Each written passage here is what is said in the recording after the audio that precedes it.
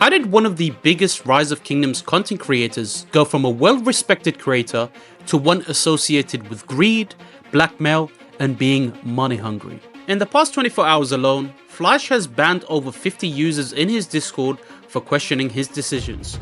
Not only that, but if you had simply asked why people were getting banned, you would also get banned. I was banned, and I didn't even post anything in his Discord. I just simply asked for his side of the story in his direct messages. Just exactly what is he hiding? What's the cause of this panic ban? Why are people calling him out for both scamming and blackmail? Well, today we're going to be diving into this. This is the story of Fleisch. Once a content creator, then a monopolist, and now the center of one of the biggest dramas in Rise of Kingdoms history.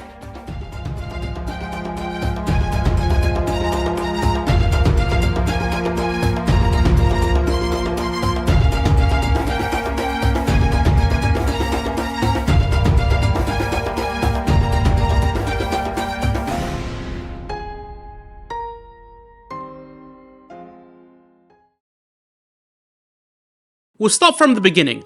Fleisch wasn't always the villain of this story. In fact, he was a respected YouTuber known for high quality edits and informative videos about Rise of Kingdoms. And I'll be honest, in my early years, I was a fanboy of his videos. His edits made me want to learn video editing, and his content brought in thousands of views.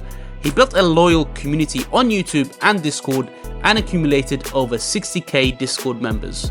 But soon, corruption seeped in, and he realized content creation just wasn't where the real money was. And this is where the monopoly began. Fleisch shifted his focus, and he saw an opportunity in the game's biggest hidden economy: kingdom scans and bot services.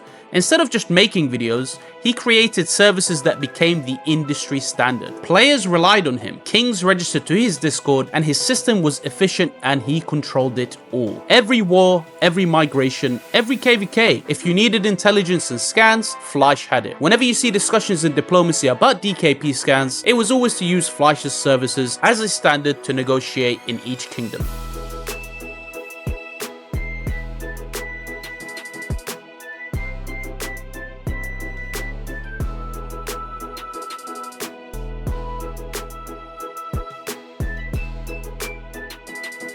As you can see, Fleisch controlled this monopoly really well, and he knew he was in full control of it, and it probably fueled his ego. Nobody wanted to contest this market because the power he held as a content creator was just not worth the battle. But as you know, nothing lasts forever, and this is where things go downhill. In the next scene, we're going to show you the downfall of it all and how the drama kicked off.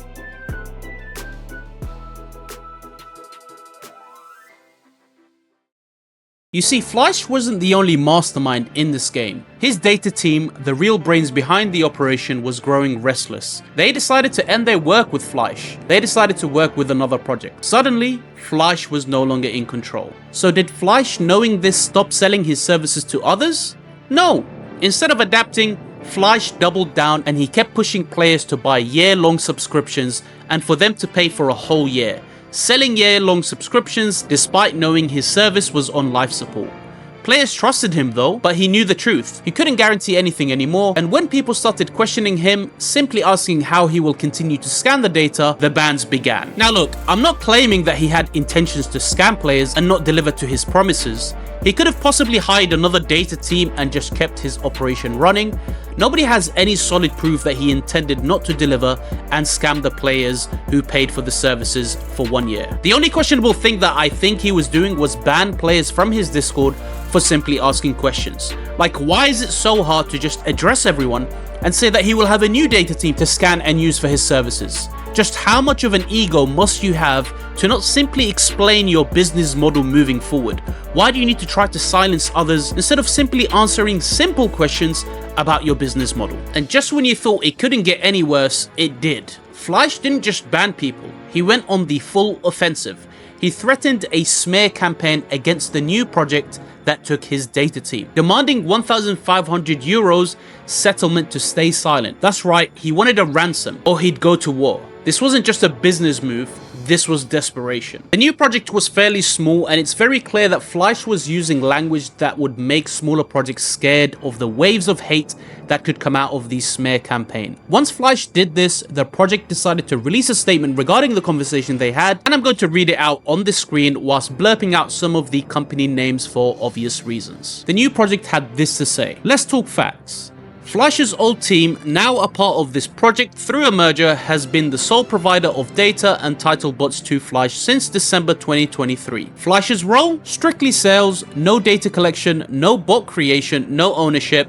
He had no contractual ties to the old data team during that time. After our merger, we informed Fleisch directly his access to these servers, now exclusively owned by us, via the old data team, will end on a set date. We honored all payments customers made to him, even stepping in to provide free services to kingdoms left hanging when his license expired. Transparency and fairness, that's our promise." But here's where it gets messy. Multiple customers told us Fleisch was pushing them to renew services, some for a full year, paid upfront, despite knowing his access was ending in weeks. That's not right. We stepped up, contacting everyone using the title bots to clarify the transition. These bots were never Fleisch's, they always belonged to the old data team, now with us.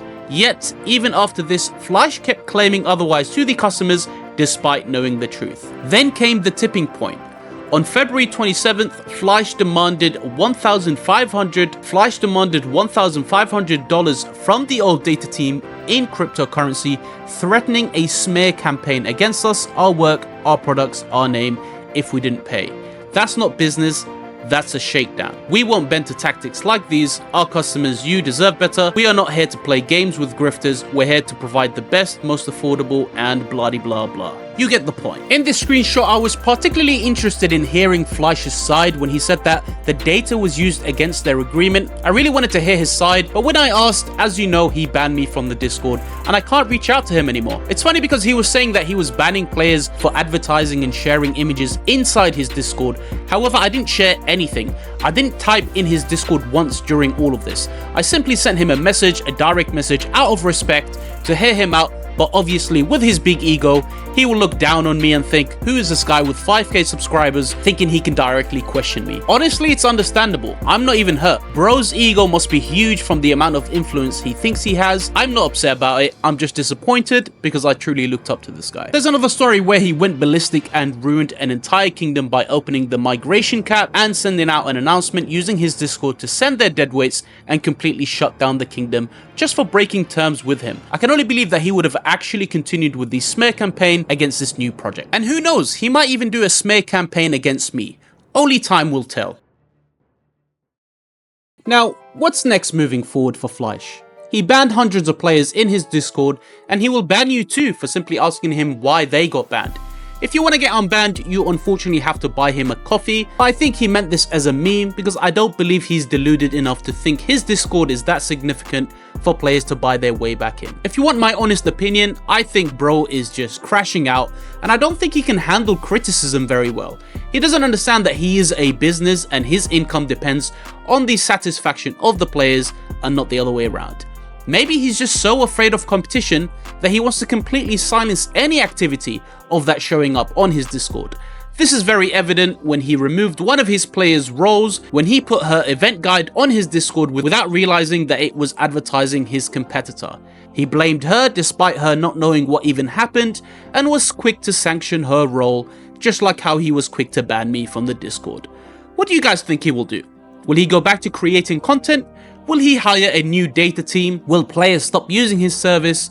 And will he move on? Only time will tell. The legacy of Fleisch is currently in his hand, and I will conclude the video with just that. If you do like the video, do like and do subscribe. I do a bunch of different content and I want to entertain you guys, keep you guys entertained. So please do support my channel. It really means a lot and it makes me upload more videos. Thank you very much for watching and I'll see you guys on the next video.